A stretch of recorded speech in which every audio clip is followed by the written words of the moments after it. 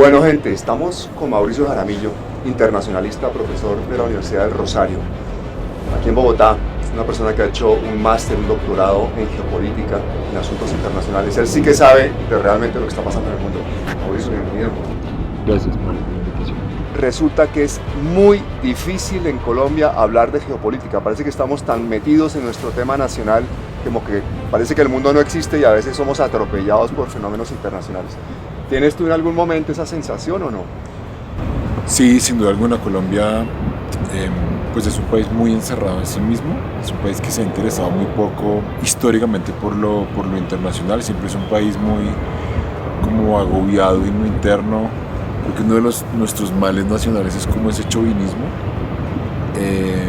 Eso es como lo primero. Un país que mira muy poco a sus vecinos, que conoce muy poco de la historia de América Latina.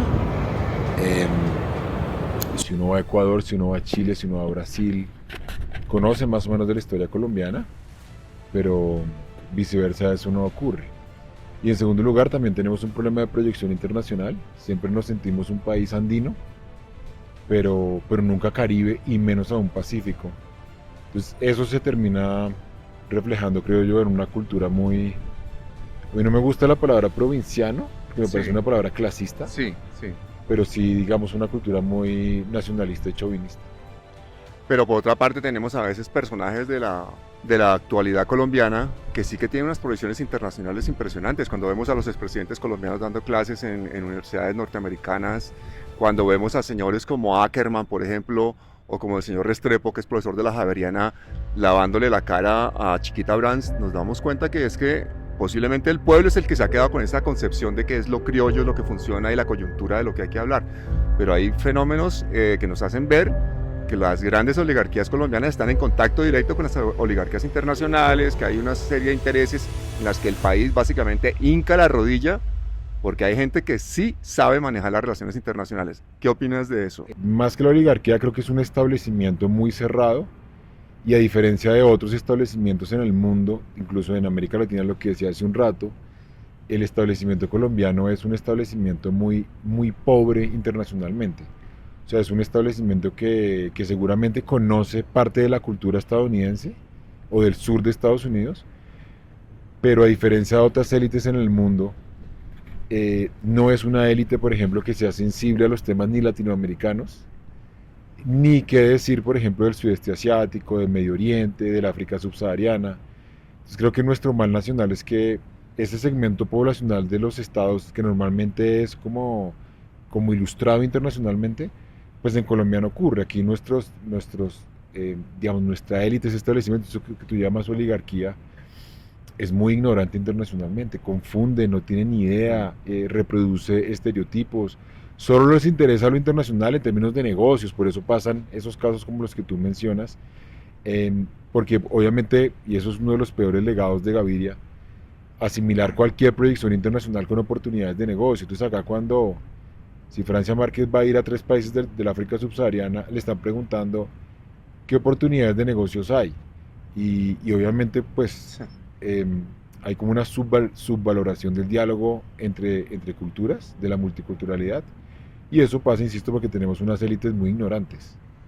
Pero esto de alguna forma hace que nuestra población mayoritariamente de origen humilde, con poco acceso a la educación, a la salud, a una serie de cosas que sí se disfrutan más en el norte global, no sea consciente de su papel en el sur global y no una lazos con otros pueblos, hermanos latinoamericanos, africanos, asiáticos.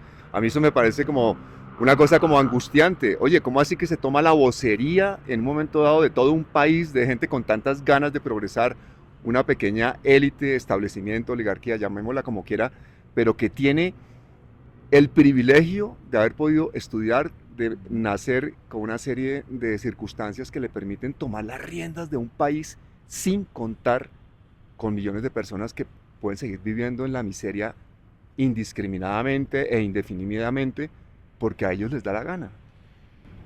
Sí, pero también hay que, digamos, yo complementaría diciendo que hay mucha gente, sobre todo joven, que vive en la subalternidad, que vive como en la periferia en términos de poder y que aún así tiene mucha más vocación internacionalista que esta gente que sí ha salido del país. Entonces, por ejemplo, y ahorita supongo que íbamos a hablar de eso, cuando en los 70 el mundo árabe se desentiende de la causa palestina, quien la asume es el progresismo. Entonces, hoy, por ejemplo, en Colombia, algo que yo creo que es de alguna manera esperanzador, es que hay muchos jóvenes que sin militar en un partido, pero que simplemente que se reivindican como progresistas, te hablan obviamente de la causa palestina, pero además de eso te enfatizan en por qué los medios no están hablando hoy del genocidio en Sudán, por ejemplo. Porque no estamos hablando de lo que pasa en la República Democrática del Congo. ¿Qué fue lo que pasó con Afganistán? Estaba de moda hace 3 años y ya se les olvidó. ¿Qué está pasando en Siria? ¿Qué está pasando en Yemen?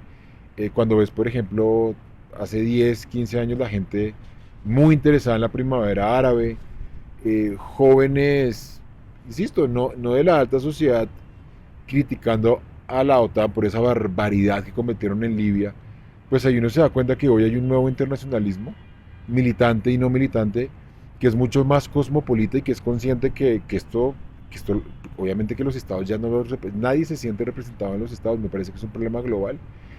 Y yo, o sea, mi lectura es que hay un pueblo que está entretejiendo lazos más allá de lo diplomático y eso por lo menos a mí me da mucha esperanza de que nos acerquemos a un mundo multipolar. Quiero invitar a toda la gente que nos esté viendo que vean tus programas, que los vean asiduamente porque la pedagogía es muy grande. Yo me he sorprendido, yo no te conocía, te he conocido a través de Lina. Y digo, por favor, si estoy siempre buscando analistas geopolíticos colombianos para hablar de eso. Tienes mucha dificultad para hablar en el entorno colombiano, entorno académico, de los fenómenos geopolíticos que nos atañen directamente, por ejemplo, el caso concreto de Israel. No, en mi caso particular no he sentido que haya ninguna barrera. Me he encontrado con lo contrario, me he encontrado con gente muy receptiva. Lo que sí creo es que me parece que hay una parte del periodismo que no ha entendido ese cambio y ese salto hacia lo internacional. Entonces lo que tenemos es, y pasa mucho, la gente cree que aquello que nos debe interesar del mundo nos debe interesar porque tenga una incidencia directa en la vida de la gente. Entonces me pasa mucho que entonces me llama un periodista de tal medio, no voy a decir nombres, entonces todos es, ¿por qué los colombianos nos tenemos que interesar en la guerra en Ucrania o en Gaza o en Sudán? Entonces uno dice, por una razón humana, no, pero necesitamos saber en términos de inflación, porque eso es lo que quiere saber la gente, si le va a subir el precio de la papa o del maíz, y yo lo que sé, no lo regaño, pero si digo a los periodistas, es una irresponsabilidad, porque ustedes le están diciendo a la gente, por ejemplo, viajemos en el tiempo que estuviéramos en el 94. Están asesinando casi un millón de tutsis. O sea, de verdad me tienen que subir el precio de la energía para que yo me conmueva porque hay 800.000 personas que están matando, claro. Tú lo sabes, se metían a los orfanatos. O sea, de las peores maneras. Entonces, lo que hemos perdido es la capacidad de conmovernos y los medios de comunicación han renunciado a esa capacidad por ese pragmatismo entre comillas. Entonces, cuando a mí me preguntan por ejemplo, esta semana nos pasó, ¿por qué hay que hablar de Bangladesh? Porque nos tiene que conmover. O sea, han matado a 150 pelados por nada, porque a una señora se le ocurrió, Sheikh Hasina. Entonces, esa transmisión de la conmoción, que no es algo exclusivo de los medios, esto también está en la literatura, en el arte, en la música, en el cine. Yo tengo la impresión que hay una parte de los medios que renunciaron a ella, muy seguramente en nombre del rating. Y en segundo lugar, creo que la academia, en general en el mundo, no solamente en Colombia, pues es una academia desconectada. Sí, creo que es una academia academicista, cientificista, eh, con este fetiche de los rankings, y no se han dado cuenta que, pues, que pues la academia no puede estar desconectada de la sociedad. Entonces lo que pasa no solamente conmigo, con otros profesores que tratan de hacer pedagogía, es que nos acusan de hacer como de una propaganda o de un militantismo nocivo. Entonces, si tú en un acto de honestidad intelectual dices yo soy progresista, o yo soy liberal, o yo soy conservador, o yo soy lo que sea, democristiano, de una te van a decir estás impedido para hablar. Y pues dices, lo contrario, yo puedo tener una línea editorial, eso no me impide, no te voy a dejar de decir las cosas, no voy a dejar de debatir contigo. Entonces lo que ha pasado es que un sector de la academia y un sector del establecimiento te terminan señalando. Tú no eres profesor, tú eres un militante. Tú no haces pedagogía, tú haces propaganda. Tú no informas, tú trabajas para el gobierno. Entonces, yo no he sentido incomodidad por digamos, por adoptar un lenguaje sencillo, sino más bien porque hay una parte del establecimiento reacio al que le conviene que obviamente la Claro. gente no esté informada. Ese relato, ¿cómo vamos a conseguir ganarlo alguna vez si precisamente son ellos los dueños de comunicación? Yo creo que hay que verlo con perspectiva histórica. Ahora, cuando tú dices que no estás formado en geopolítica y eso, yo creo que deberías plantearlo como un valor, como una virtud, ¿no? Porque no tienes ninguna necesidad y estás en esto. O sea, no es la persona que se formó y, digamos, entre comillas, le toca. Entonces, ese es un internacionalismo que yo admiro, aprecio y me encanta, digamos, como dicen ahora los millennials, interlocutar con. Luego el relato, yo creo que lo estamos ganando hace mucho tiempo. Lo que pasa es que hay que verlo como con perspectiva histórica, como si uno fuera marxista. Desde comienzos de los 2000, cuando Saramago visita Cisjordania y dice la famosa frase por la cual a Saramago lo terminan acusando de antisemitismo de Gaza es Auschwitz. Es una frase muy reveladora del momento que vive el 2002. Ha pasado la segunda intifada palestina, han pasado los acuerdos de Oslo, los palestinos no van a ninguna parte, y lo peor es que Saramago va a Cisjordania, y te estoy hablando del 2002, o sea, no va a Gaza, que es peor. Y cuando ve a estos palestinos famélicos, y no solamente los famélicos, cuando ve la estructura de poder de que hay personas que no ejercen ciudadanía en pleno siglo XXI, en un Estado que se reivindica internacionalmente como demócrata, y que para rematar tiene el apoyo del establecimiento, o sea, agravante tras agravante tras agravante, pues Saramago dice una cosa que yo creo que es muy fuerte, pero que es cierta: son rentistas del holocausto. Entonces lo que me parece a mí es que, con todo respeto obviamente por el dolor de la Shoah, que existió y que no se puede negar, y que hay que seguir todo el tiempo reivindicando, me parece que es evidente que el mundo se ha dado cuenta que asistimos a una ruptura muy fuerte, y me parece que lo que antes era un ruido hoy es una constante en términos de apartheid, en términos de limpieza étnica y lo que tú dices, genocidio. Luego el establecimiento colombiano, hay que también decir que tenemos medios muy pobres, ¿no?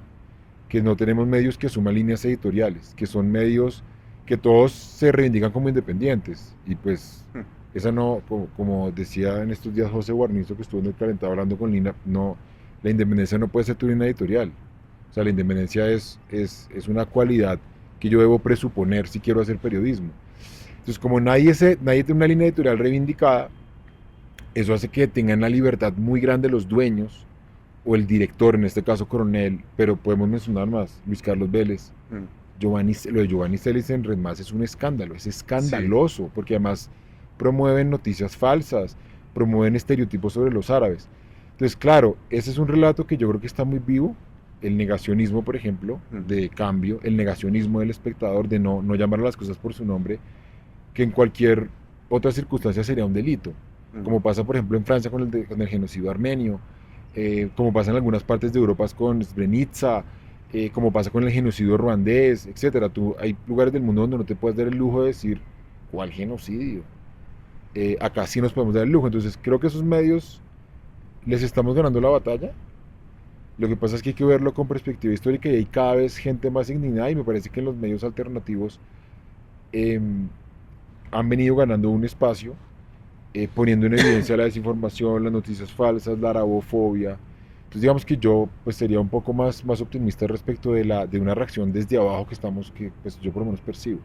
¿Cómo haces tú para convivir con esa desproporción en esa guerra cultural, cuando ves que el relato hegemónico es un relato que básicamente defiende guerras, genocidio y neoliberalismo? Sí, pues yo lo que creo es que, pues que es un combate que hay que dar de manera muy inteligente. Tú mencionabas, eso que tú mencionas yo lo entendería, no sé si estamos pensando en lo mismo, como un capitalismo de vigilancia. Y es que a través de la tecnología básicamente se puede rastrear a la gente, tener un control, mostrarle cierta información, compartimentalizar, pero también se puede utilizar la tecnología. No, sin tecnología no habría habido primavera árabe, por ejemplo. Es decir, no hubiera caído Mubarak, no hubiera caído Ben Ali, no hubiera caído Saleh en Yemen. Sin tecnología pienso que hoy no tendríamos tantas posibilidades de difundir el genocidio en Palestina. Entonces creo que la tecnología, así como tiene la otra cara, que es Trump, apoyándose en para llegar, es Jair Bolsonaro, es el plebiscito por la paz en Colombia, los del no, aprovechándose de las redes para manipular, o el Brexit con todo el escándalo, eh, también del manejo de datos. Creo que están las dos caras, pero hay que jugar con lo que uno tiene. Entonces, aún en este capitalismo de vigilancia en el que estamos obviamente en desventaja, me parece que nos da espacios para mostrar las contradicciones, y hoy hay una ciudadanía global, creo yo, mucho más formada, ¿no? Precisamente por el Internet, mucho más conectada. Es decir, hoy tú no necesitas, como en la década de los 60, un Albert Camus, un Jean-Paul Sartre o Simone de Beauvoir que vayan a la calle a decirle a la gente, es que estás matando gente en Indochina. O sea, ya no necesitas de la figura del intelectual, afortunadamente, ya no hay, yo creo que ya el siglo XXI los intelectuales se murieron, no necesitamos de ellos, para eso está la Internet. Entonces, eso está a nuestro favor. Y en cuanto a la calma y la parsimonia, lo que pasa es que ya, por ejemplo, en el caso de Palestina, en el caso de Ucrania, en el caso de Afganistán, en el caso de Colombia incluso, yo creo que ya ahí ya no hay nada que discutir. Ahí ya no hay posiciones, que eso es lo que, por ejemplo, yo muchas veces digo. Ayer, por ejemplo, me pasó, a raíz de una invitación que tuve de Comunes para hablar sobre Palestina, hay una queja por parte de la comunidad judía porque dicen, ¿dónde está la otra voz? Entonces yo le respondía, ¿pero cuál otra voz? Perdón, ¿tú discutías con los hutus el genocidio o discutías con los militares nigerianos la matanza de Biafra? ¿O discutías con Milosevic lo que pasaba en Kosovo o en Srebrenica? No invitaban nunca a pro-yugoslavos en la década de los 90 a poner en tela de juicio lo que estaba pasando en Srebrenica. Duró semanas. Claro. Semanas duró el último gran genocidio que tuvo Europa. Entonces ahí yo creo que la dialéctica está a nuestro favor y el desespero está obviamente con ellos. Ellos tienen el ruido, ellos tienen el escándalo, ellos tienen la discriminación. Yo por eso mencionaba el caso de Giovanni Celis. En Red Más saca una foto como de un mujahidín así con la cara tapada diciendo los talibanes apoyan la causa palestina. Yo decía, esto no... Estigmatizando. Esto es una noticia que no tiene ninguna relevancia, es una noticia además medio falsa, porque no hay relación directa entre Hamas y los talibán, pero una imagen que pones en Twitter ya tiene yo no sé cuántos mil likes, ni hablar de Luis Carlos Vélez con el famoso atentado contra el hospital Shifa, el más importante de Gaza, en el que él decía fue Hamas, y cuando se comprobó que ha sido Israel, no rectificas, deja la sensación. Todavía hay gente que va y lee en la página de la FM y cree que efectivamente fue Hamas.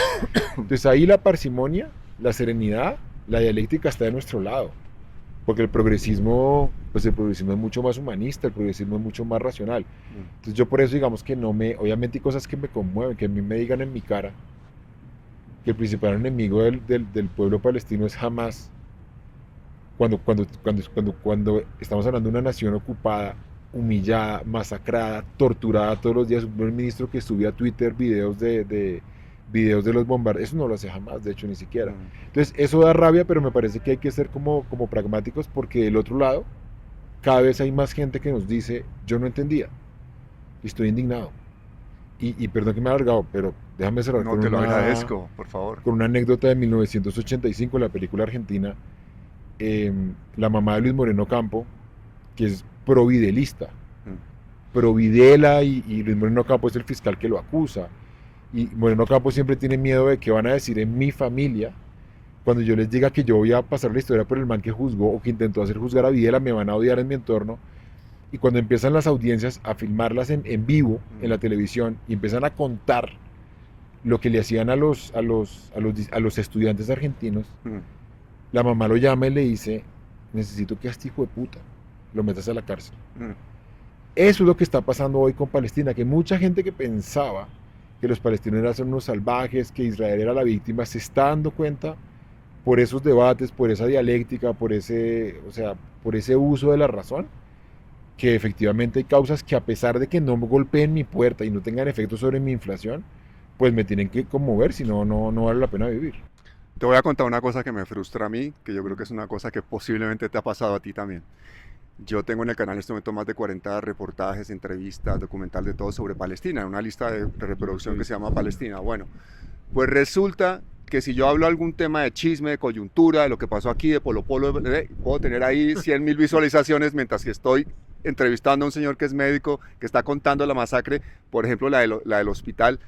Eso tiene 5.000, ocho Sí, mil visualizaciones. sí, Eso es sí, muy sí. frustrante porque tú dices, Dios mío, es que esa es la guerra que tenemos que ganar. Sí, no, no, estamos de acuerdo. Yo creo que no hay que, obviamente eso va a pasar siempre, que hay temas que son más taquilleros, sobre todo por eso yo empezaba esta entrevista diciendo que Colombia es un país muy ensimismado, muy con el fetiche nacionalista, eh, pero poquito a poco se pueden, nosotros cuando empezamos a enseñar Colombia, me acuerdo, íbamos a hacer un día, un martes, una hora, en televisión pública explicando el golpe de Estado en Níger.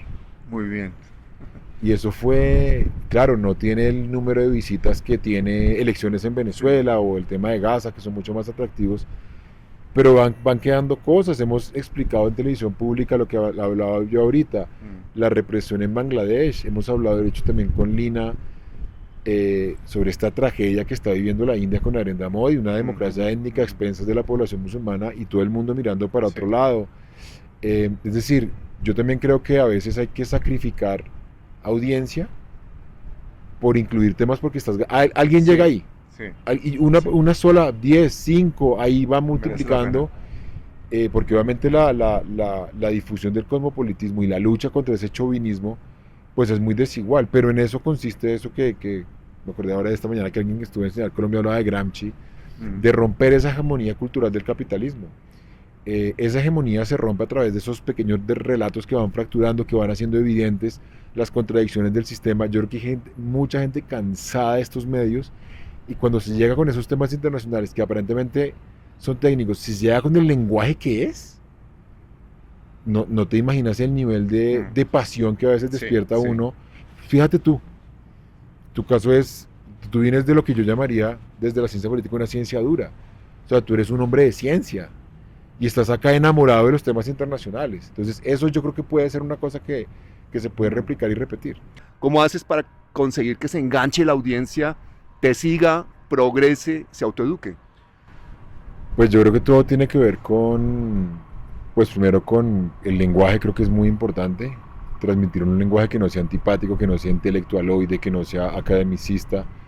Lo segundo es respetar la audiencia, que yo creo que es algo que desafortunadamente la gente que trabaja en medios no lo hace mucho. La gente todavía tiene un poco esta idea de que yo soy el emisor y tú eres el receptor y ahí para tu papel.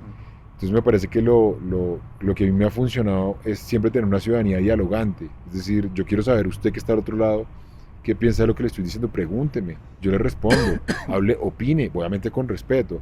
Eso funciona bien cuando la gente se da cuenta que hay una persona interesada en, si usted me dice una cosa a mí, pero yo tengo una pregunta, usted me la podría responder. Yo digo, sí, expliquemos lo de Gaza.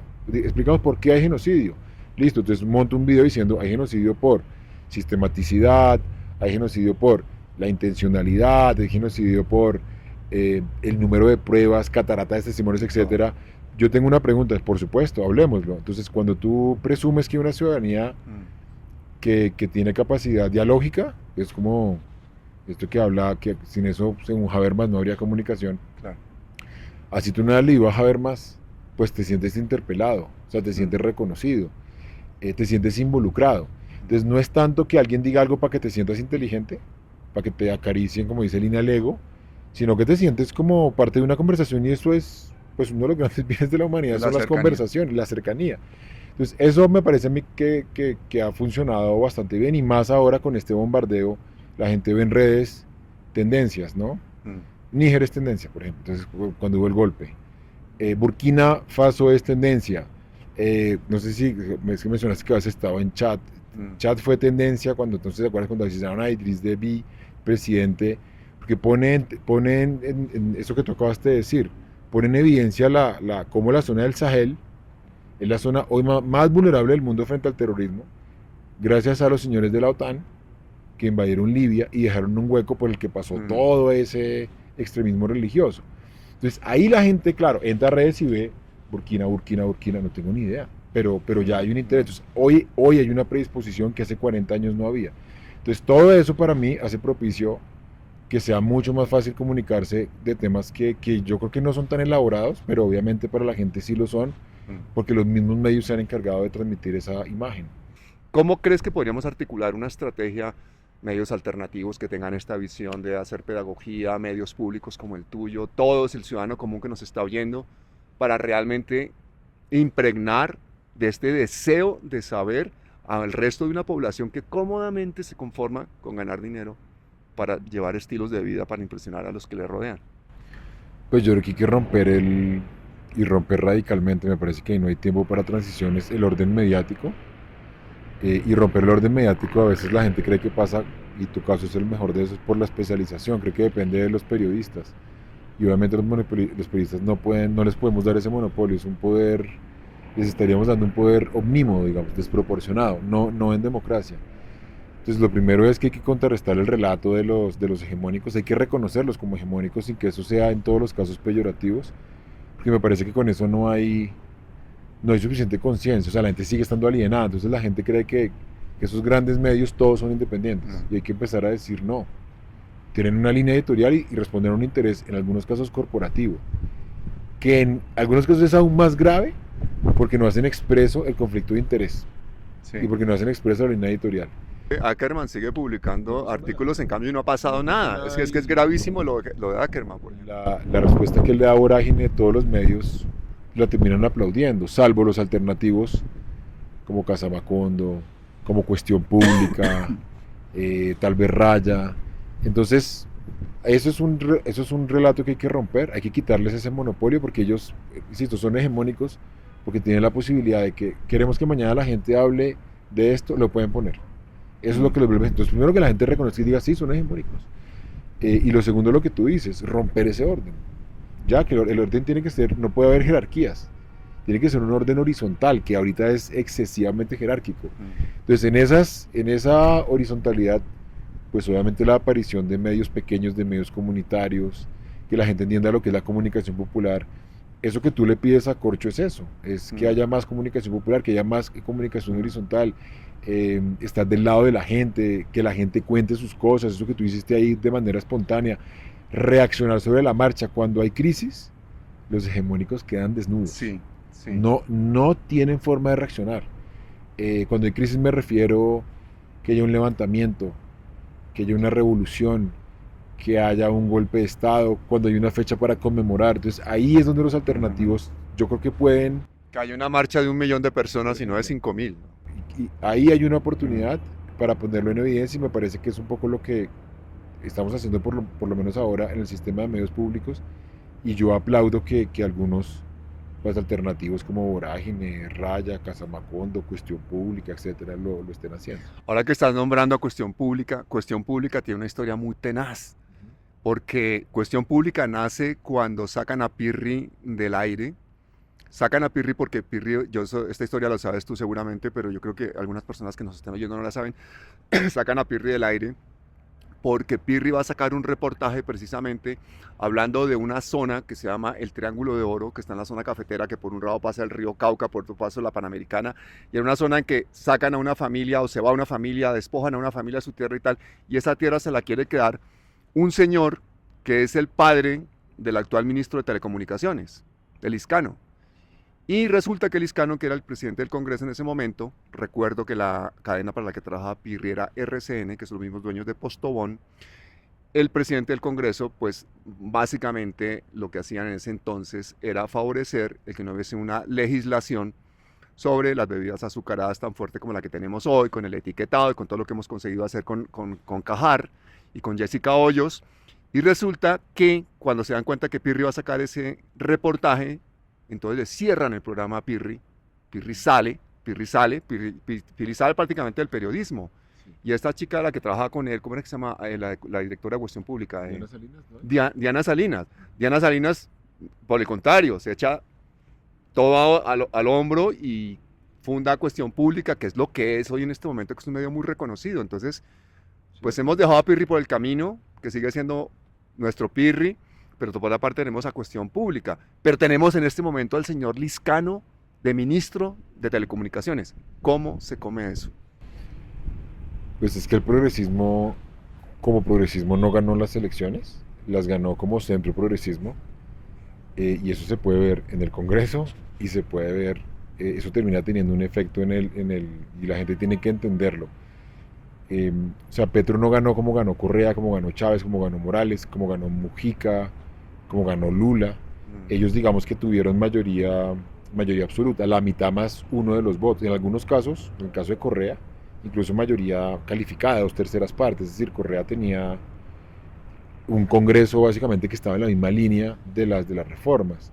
Entonces eso ha obligado a que para que las matemáticas electorales, o más bien las matemáticas legislativas en el Congreso, para poder avanzar, hubo que hacer concesiones ideológicas y juntarse, unirse con el centro. Entonces eso ha derivado en la llegada de personajes que yo creo que a mí por lo menos no me representan a mí, por ejemplo, Juan Fernando Cristo no me representa como progresista. Para nada. Por más de que sea una persona moderada, no le quito mérito, pero pues no entiendo muy bien ahí cómo es la compatibilidad. En el caso de Liscano, en su momento, por ejemplo, Cecilia López, de quien se decía que podía ser liberal progresista, cuando tú ves la posición, que es una posición, la menciono porque me parece que habla de la fractura entre el centro Sí. y el progresismo, que es que si van a expropiar, yo me voy. Hay una ministra de Agricultura de un gobierno progresista que dice que no se puede expropiar. Por Dios, eso es inconcebible, que una persona transmita esa idea y se pase del lado del discurso del miedo y del odio. Pues habla hasta qué punto de un centro que en Colombia está mucho más cerca de la derecha que de cualquier asomo de liberalismo verdaderamente centrista.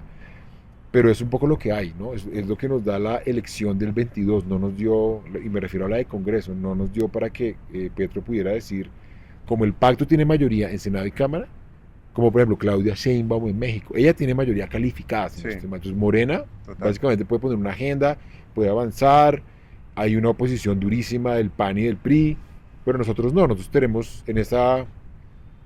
Voy a mencionar una cosa que no lo digo antipáticamente, pero me parece interesante que la gente lo entienda, que es una cosa que Gramsci denominaba el equilibrio catastrófico de fuerzas, que es cuando las dos fuerzas como que están medio empatadas, y es catastrófico porque no tienes para dónde crecer y no Claro. puedes avanzar, y es catastrófico además porque no tienes margen de cambio, todo sigue igual.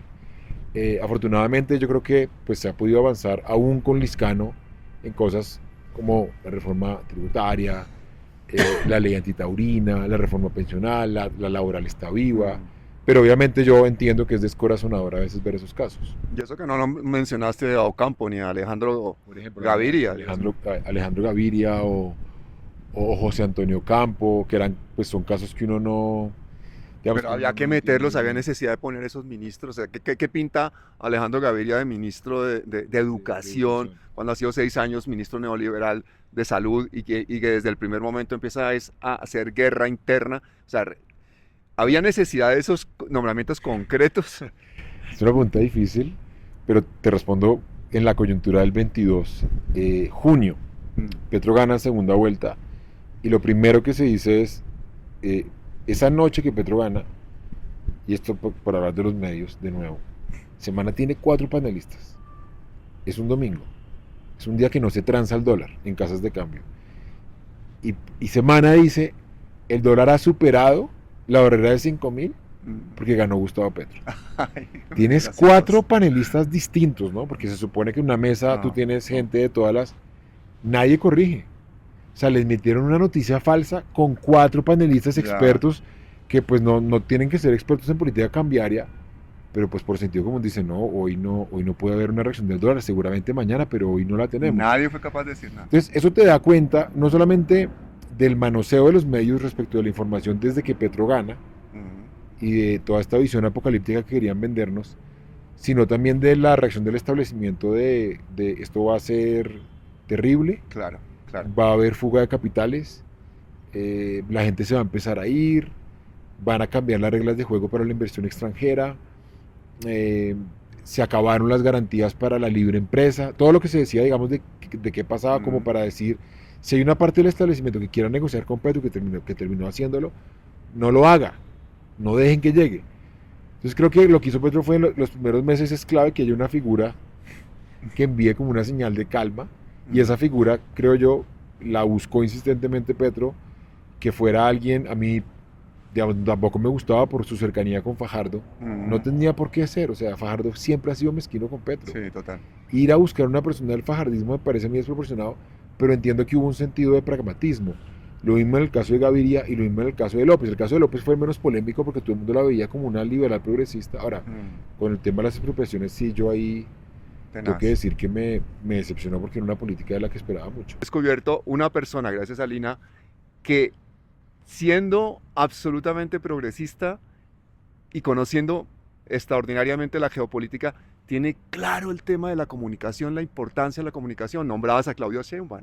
Claudio Sheinbaum le ha ofrecido, el presidente López Obrador le ha ofrecido en bandeja de plata una presidencia porque López Obrador sale con una favorabilidad del 70% después de llevar años haciendo unas mañaneras 3 horas todas las mañanas poniendo relato. Nosotros estamos pendientes del trino de Petro, de ver qué pasó, de ver cuál de los youtubers aquí dijo algo. Eso es terrible. A mí me encantaría que tu programa tuviera 1 millón de suscriptores antes de un mes para poner ese relato. ¿Cómo hacemos para que la gente se apunte? Dinos un poquito tus coordenadas y todo eso. Pues yo no tengo canal de YouTube. La verdad, yo lo que hago es que en mi cuenta de Twitter subo videos. Acaba de nacer un youtuber, señores. Pero pues más que crecer, a mí me gusta trabajar en red. O sea, me gusta trabajar en equipo y con la gente. Por eso estoy como contento en Señal Colombia. Entonces, yo ahí voy poquito a poquito creciendo como en redes. Déjame reaccionar respecto a lo que dijiste de las mañaneras de AMLO, que a mí también me encantan y creo que es un ejercicio que ha funcionado bien. Lo que pasa es que eso requiere de una disciplina. Sí, hay que levantarse temprano. Todos los días. No, un presidente destine un tiempo de su agenda todos los días. Creo que AMLO en el tiempo solamente faltó 2 veces, lo cual te habla increíble de un animal comunicativo que yo creo que va a ser difícil reeditar. Ahora, Petro tiene esas cosas, ¿no? A mí digamos que a mí me gusta lo que algunos ven como un defecto y yo lo veo como una virtud, que me parece que hay una disrupción que no estamos viendo, que habrá que ver seguramente cuando Petro ya no esté y vamos a extrañar el tipo que cogía a las 5 de la mañana y nos ponía a discutir sobre estudiante primario. Es que Duque nos ponía a discutir de cosas estúpidas como la hipoteca inversa, la economía naranja, que son esas tonterías. O sea, nosotros hablando de unas cosas además que no tienen ningún contenido. Es que yo, por ejemplo, más de tú comparar a un tipo que te está hablando de medios hegemónicos, y yo insisto, yo no soy petrista, un tipo que te metió en el debate de los medios hegemónicos, que te metió en el debate del poder constituyente, versus un tipo que sale con un vaso de jugo de naranja, como una metáfora de la economía naranja, que todos sabemos que es equiparar la cultura con el entretenimiento. Entonces, ese cambio yo creo que no lo estamos viendo, y yo creo que en medio de su desorden, en medio de su caos, yo sí creo que hay una estrategia comunicativa no muy bien pensada y no muy bien planeada, pero que yo creo que está teniendo efectos positivos. Bueno, pues espero que sea así. Yo quiero agradecerte muchísimo, de verdad, porque sé que tienes un almuerzo, te vas a ir a comer un ajiaco delicioso aquí en Bogotá. Yo espero que a mí también me tengan alguno. Yo me voy a comer con Lina. Mauricio, me encantaría tenerte no una, sino 1000 veces en Palabras Mayores, que colaboremos, que hagamos esa red. No, pues gracias a ti, Pablo, pues me encanta haber estado acá y te quiero agradecer más por tu trabajo. Sobre todo por el tema de Palestina, que pues para mí es muy sensible. Creo que hay gente que no ha entendido que este es el Biafra, la Shoah, la Ruanda, la Srebrenica, el Darfur de nuestra época, que nos está pasando así enfrente sin que nos demos cuenta. Entonces pues obviamente que nota que ojalá se pueda conformar esa red, que podamos intercambiar, porque de esa dialéctica es que podamos combatir ese orden comunicacional tan excluyente. Claro que sí, y a la gente que nos haya estado viendo, sigan a Mauricio, apúntense, véanse todos los programas de Señal Colombia. Su programa es de verdad muy bueno y yo creo que es un personaje que va a dar mucho que hablar en Colombia, porque realmente conocimiento y no tener pelos en la lengua es una cosa que a veces nos falta a los colombianos. Muchísimas gracias, Mauricio. Gracias, Cuídate mucho. Tú también, muchas gracias. Gracias. Estos son Palabras Mayores.